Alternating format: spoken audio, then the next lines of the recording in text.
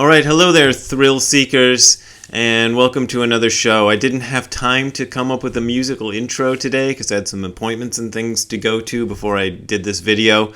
Any of you disappointed? Let me know if you're disappointed that I didn't do a musical intro, because that would be interesting. But I got a question recently from someone who wrote to me on the internet, and as I've said before, if you want to write me a question to talk about on this video channel, please do, because I never know what people want to talk about until people ask. You can send your questions to me at bw@hardcorezen.info. That's bw@hardcorezen.info. That's the email address I use to field questions from people about Buddhism and stuff. Ziggy's walking around. I don't know if you can hear his little tippy toes going around. So here's the question. Let me read it to you. What are your thoughts on the decision or lack of decision on having children? Procreating is one of the most fundamental experiences in nature, and most that have become parents call it the most important thing in their life. I get that we are all one. We're all part of it, and the Zen attitude is usually that it doesn't matter if we produce children or not. But as a childless, not childish, man in his early 50s, I sometimes feel selfish not to bring a child into this world. All of my ancestors over the centuries made so many sacrifices, fought battles, and overcame illnesses to bring me into existence. I feel some kind of sadness not to continue the line of humanity in my family. So this question is, well, slightly different from, but reminds me of a question that I hear a lot, which is this: is Buddhism anti-natal? And the first time that I heard that question, I had to go look up anti-natal because I'd never heard that term before. I mean, I should have figured it out, but it means, is Buddhism a religion? What they're asking is Buddhism a religion that is against having children, like is anti-having children?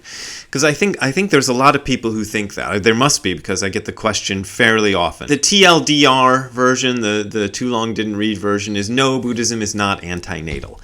But I think I know where this confusion stems from. It stems from a confusion on the difference between Buddhism and Buddhist monasticism. And there's a good reason for this confusion, because often Buddhists themselves are responsible for the confusion between Buddhism and Buddhist monasticism. Because there is this, well, we'll get into it. I hope I'll be able to get into it in the course of this video, but there is a sort of intertwining of the two, which is sometimes difficult to figure out where one starts and the other ends. So here's my take on the thing. When the Buddha first started, you remember how Buddhism started out. Maybe you don't know. Buddhism started out with Gautama Buddha, who was Siddhartha, who was a prince in northern India, who left his home and his family. He had a son and a wife, to go off and study the truth. And he did a bunch of stuff, and I'll let you look that up on the internet because there's plenty of videos and things you can find out about the Buddha's life. But he ended up having this grand experience at some point. Well, we don't know if it's a grand experience, but it's presented that way in the literature, where he felt that he'd found the truth of the universe, the truth of life, the universe, and everything, as they said in Hitchhiker's Guide to the Galaxy. And after that experience, he initially thought, nobody's going to understand this. Nobody's going to understand the way I came to this. I'm just going to keep it to myself and enjoy it. And then the legend has it that the god Indra came down from the sky. Sometimes it's a different god, but one of the Hindu gods came down from the sky and said, no, you got to teach the people this. Come on, get with it, teach them. And he went out, and he had been traveling when he was studying this spiritual practices with 5 dudes. 5 other guys who were interested in studying spiritual practices. And he kind of split away from those guys before he had his great awakening. But he went and found those guys again and said, hey guys, you want to hear what I found? And they were interested, and so they listened to him, and they became the first Buddhist monks. Now, I don't think the Buddha had any grand plan when he first started his thing. I don't really think he was out to sell this meditation practice he'd stumbled upon to the world, or to create one of the world religions, as we know Buddhism today is usually considered one of those. I think he was just trying to help out these 5 guys and see if he could come up with a way that they too could, I don't like even calling it an experience, but for the sake of just getting through this video, let's call it an experience. He was trying to help teach these guys to have the same sort of spiritual experience that he'd had, that gave him that great awakening. And so what he developed was, I need to look this up one of these days because I'm not sure of this, and I always stumble when I talk about this. Buddhism was either the first sort of monastic practice or among the first monastic practices in the world. And I think it was highly influential on Christian monasticism. I think the Christians later on looked to the Buddhists and said, hey, maybe we can do something like that, and developed Christian monasticism. This is all kind of my speculation. We could look at academic books and see if the academics agree with me. But it just seems to me, given the timeline, because Buddhism predates Christianity by about 500 years, that probably that's where Christian monasticism looked to come up with their format for monastic practice. But of course they changed it. Anyway, so what the Buddha developed was an intensive practice that involved extreme discipline and being almost kind of rigid about how you led your life, and kind of getting rid of all distractions and going right into this kind of meditative practice as a full-time thing. Now, it got bigger. That's what she said. Anyway, it got bigger. The group gained more followers, and there were more people interested in practicing. And as more and more people joined the group, then they had to figure out, how are we going to do this with, instead of just 5 guys, with 10 guys, 20 guys, 100 guys, 1,000 guys, and eventually thousands of women too, and hundreds, all these other people. How are we going to do this together? So the idea was, how are we going to form a community that just does this? Now, there could have been a lot of ways that one could have stumbled upon the awakening experience that the Buddha had, and there might have been other ways to do that. Who knows? Let's leave that question aside for the moment. But this was the way he chose to try to figure it out, just to make a community who was going to live together and dedicate their lives to just meditating pretty much all the time, so that they could have this experience of awakening. This is, as a Zen person, some of you Zen people will probably be going, rankling about that, because you're not doing the practice to have the experience. But let's leave that aside again, because I want to get through explaining why people think Buddhism might be anti-natal. So in order to do this, in order to have a bunch of guys living together or a bunch of women living together who were all going to practice meditation practice all the time together, you have to establish certain ground rules about how everybody's going to conduct themselves and what's going to go on in this place. And these rules developed usually there were disputes and things that happened among the group, and they would go and ask the Buddha, hey, what should we do about this? Hey, what should we do about that? There were no rules initially. The Buddha didn't come up with a set of rules to begin with, but these rules developed over time. Now, you can kind of, maybe, I hope, see the problem with the children thing. So let's say we got a group of 20 meditators, and Fred says, hey, my wife is going to a seminar, and I got the kid for the next 3 days. He's 2 years old. Can Timmy come and stay with us while we practice our meditation?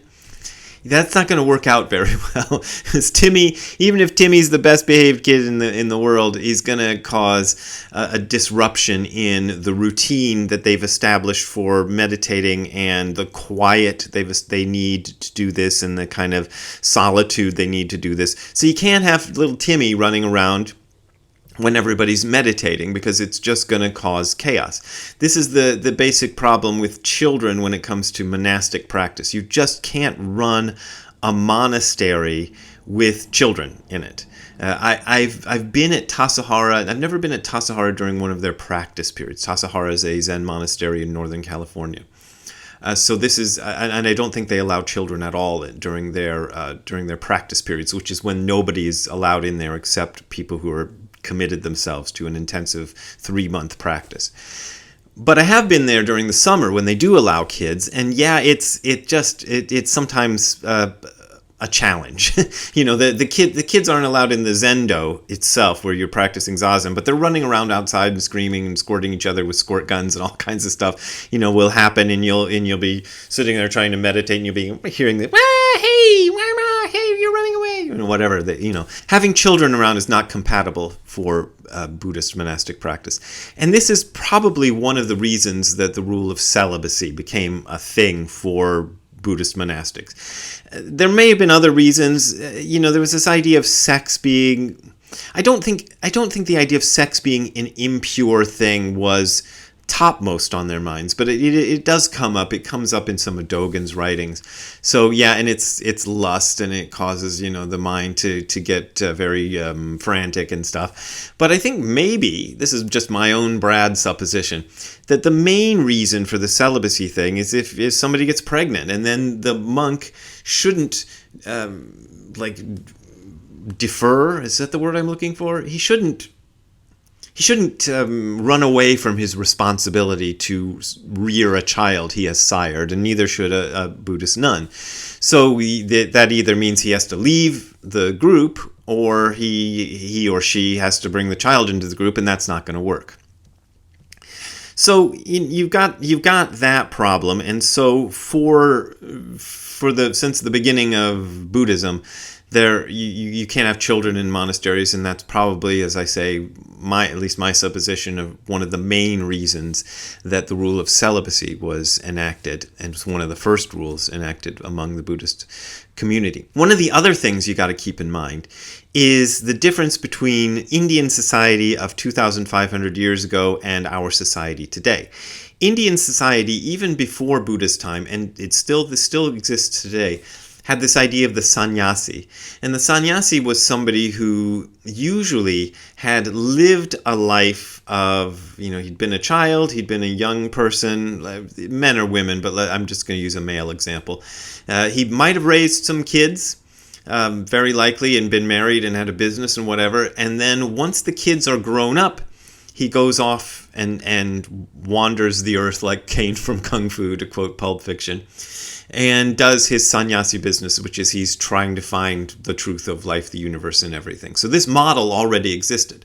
But if you think about it, back in them days, people would get married and have children much younger than we do today. I mean, remember that Shakespeare's Romeo and Juliet are actually supposed to be like 14 or 15 years old. And we end up portraying them in modern versions of Romeo and Juliet as 20 or 25 years old, but that's not how they were envisioned originally. And that's Shakespeare's time. That's long after Buddha's time. So you can imagine these people were probably getting married and having children when they were maybe 16 years old or whatever. And by the time those children were grown up and ready to go off on their own, which adulthood, when you were considered an adult, as I just kind of alluded to, that was also much younger than we consider people to be adults. So once these kids got to be 16 years old or so, they were ready to go off and live on their own. So you got people, these sannyasis, which we tend, at least if you're me, when I first heard this concept, I tended to think of the sannyasi as somebody in his 50s or 60s or 70s. These sannyasis back then were probably in their 40s or even their 30s. So they were, by our standards, and even by the standards of the time, not that old. So they were off wandering the earth like Kung Fu when they were 40. And so I assume we don't know a lot about the original band of followers of Buddha. We've got a couple of biographies of some of them, but those biographies are a little iffy historically. We don't know if they're really true. But I tend to imagine that a lot of the original Buddhist order were probably people like that, people who'd already had their kids and already had their families, and then the kids were grown up, and then they went off to join the Buddhist monastic order. There's this other thing, which is, as I said, the Christians looked to the Buddhists to figure out how to do a monastic thing. And the thing that developed in Christianity was the idea of becoming a monastic for your entire life. So you enter the monastery as a monk or as a nun, and you do your, I don't know, what's it called, the tonsure or whatever? I don't know what the words are, but you do your thing and you get ordained or whatever. And then you're supposed to live there the rest of your life. This is not necessarily the way things are handled in Buddhism. There are people who go into the monastic life at a young age and stay there their entire lives. Dogen, my favorite guy, is certainly an example of that. He entered monastic practice when he was 12, and he died in a monastic. And a lot of people did that. I think Thich Nhat Hanh is probably a modern example of somebody who did that. I don't actually know Thich Nhat Hanh's biography. For all I know, Thich Nhat Hanh has kids or something. Don't get mad at me, you Thich Nhat Hanh fans. I'm just saying, I don't know. But I assume that's what he did. I assume he entered the monastic practice at a young age and stayed there for the rest of his life. So there are people who do that, but the more common thing is for people to enter, if they're young and they enter a monastic practice, is to do it for a few years and then go do something else. This tends to be really common. I remember when I was working for Tsuburaya Productions, it came up, we had some legal problems in Thailand, and I remember talking to some of these Thai people, and they were like, yeah, I'm a monk, or I was a Buddhist monk. And I learned from them, and this is just my anecdotal evidence, if somebody wants to correct me, you can, that what they told me was common was for people to sort of enter monastic practice for a couple of years, maybe around college age, and do that, and then go off and do something else. And that's just something they did. And I know for sure that this is the case in Japan. Japan got rid of the rule of celibacy for monks and nuns in or around 1868. 1868 is usually the year given of the Meiji Restoration, but it didn't exactly all happen in that one year. But around the late 1800s, they got rid of this rule of celibacy for monastics. So right now, there's a lot of married monks in Japan, and that's considered to be perfectly normal. But in addition to that, there's the idea that monastic practice for a Japanese monk is something you do as a training. So you go in and you train for, it depends on what your teacher thinks is necessary for you. But I think the standard is about a year. At least this is most of what I've seen. And they do the monastic training for a year, and then they can, unlike the people I mentioned in Thailand, they don't have to give up their monastic practice because they don't have to give up their status as a monk. See, this is also where things get fuzzy. In the Catholic tradition, which has a monastic tradition, a monk is a monk is a monk, and it's different from a priest, and it's different from a preacher in a what do you call that, Protestant sense. So in Japanese, there's one word, bozu, which I wrote, am I a Zen bozo, in one of my books. Was it? I don't remember which book, but bozu sounds like bozo to me. And bozu could be translated as monk or priest or preacher or reverend. There's a lot of ways to translate that. But you can, in Japan, continue to be a bozu, aka a monk, if you want to go that way, even after leaving the monastery and you're living a fairly secular life. Often your job is to run a temple, but otherwise you're married and you got kids and you got family. The other thing is Buddhism. One of the reasons for the confusion is you look at early Buddhism, I think the early Buddhists really didn't conceive of this thing becoming, as I said, a world religion or something a lot of people were going to want to do.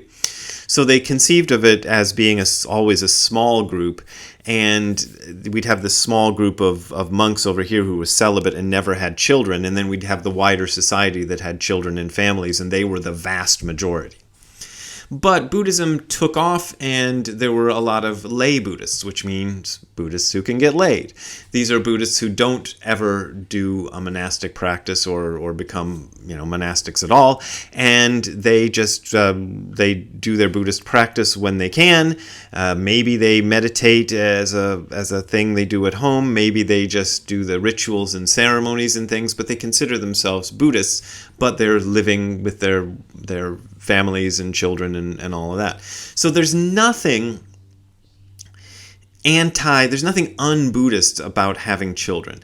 The only reason people tend to think there is if they're looking at literature that's talking about Buddhist monasticism. The problem, as I alluded to earlier in this video, is that it gets really murky. For example, very famously, Dogen has some passages in Shobo Genzo in which he says the only possible way you can ever get enlightened and follow the Buddhist path is to become a monastic and dedicate your whole life to it. There's a bunch of the later writings in Shobo Genzo. He goes on kind of rants about this. There's one, I remember I was working on it for one of my books, and I think I counted up like 5 pages of him ranting. This is just in English translation. Ranting about there's no possible way you can ever be a Buddhist, follow the Buddhist path if you don't become a full-time monk. This is my opinion. My idea about that, or opinion, or whatever, is that he wrote those pieces specifically to encourage the monks who were living with him in the cold and horrible conditions in Eiheiji during the last period of his teaching and life. And they really needed strong encouragement not to run off back home and just be like, screw this, I'm not doing this anymore. So he was really trying to give them strong encouragement.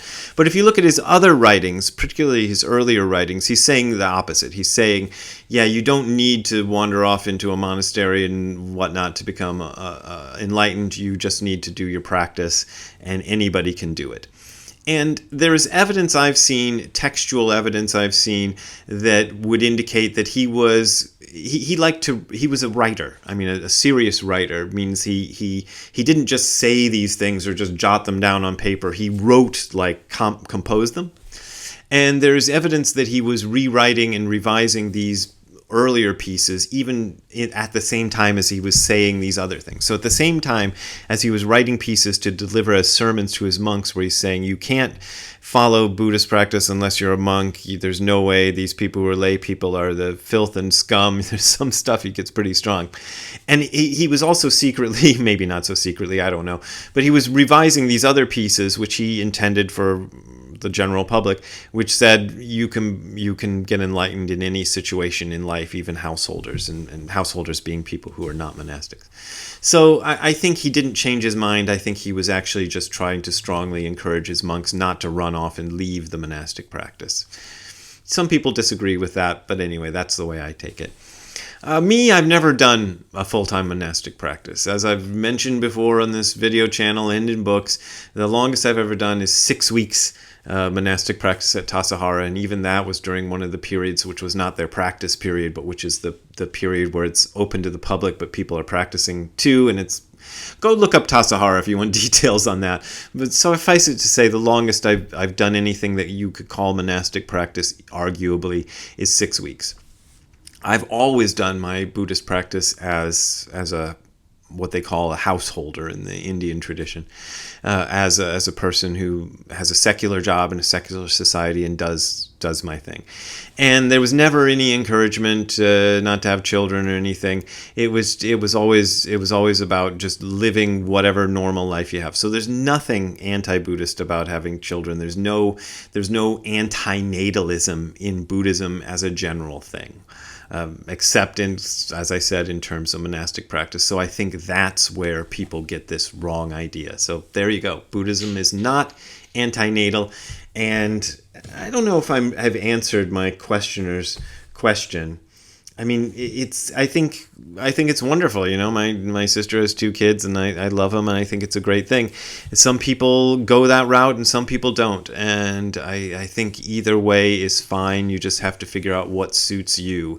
But there's nothing in Buddhism that says you shouldn't have children. That's it. That's the point. Finally got to the point after 24 minutes. All right. If you want to donate to me getting to the point after 24 minutes some more, you can go to the URL that you're seeing on the screen below, which is hardcorezen.info/donate. That is hardcorezen.info/donate. There is where you will find links to my PayPal and Patreon accounts. Those are my main and usually my only ways of making a living, and I appreciate your support, but as always, you don't got to support me if you don't want to support me. And I got to make a shout out to one person here who will not hear it. The shout out is to David Caff, who played Vic Savage He's the guy that played Vic Savage in the movie This Is Spinal Tap, and he is the one from whom I stole the line, "Have a good time all the time." I don't know if it's the final line in I don't think it's the final line, but it comes very, very close to the end while the credits are running in the movie Spinal Tap. Somebody asks him, the director, Martin DeBurgi, asks him, what's your advice? And he says, "Have a good time all the time. That's my advice." And I always loved that, so that's why I say have a good time all the time. But I found out that he passed away, I think, a couple of days ago. So David Caff, rest in peace, and know that your catchphrase lives on this video channel. All right, we'll see you again. Have a good time all the time. As I always say, bye. Hey, Ziggy. Oh, big sigh. I hope that got caught on the camera.